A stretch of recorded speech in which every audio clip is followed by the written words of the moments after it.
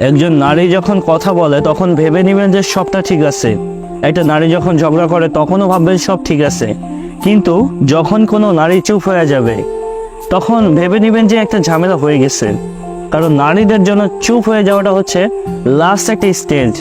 একটা নারী ব্যাখ্যা করে, কথা বলে, কনভিন্স করে, ফাইট করে, আর্গো করে, আবার কান্না করে।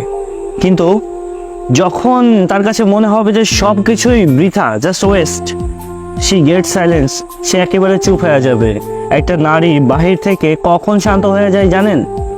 যখন সে ভেতর থেকে একদম ভেঙে চুরে তছনছ হয়ে যায়, একদম শেষ হয়ে যায়।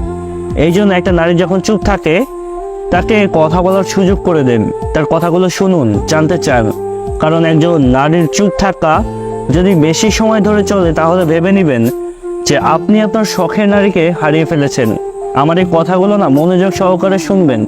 একটা নারীর নীরবতাকে কখনোই না হালকাভাবে নেবেন না। কারণ যেই নারী যত বেশি ভালোবাসতে পারে সেই নারী না তত বেশি ভালোবাসার মানুষটাকে ছাড়াও থাকতে পারে।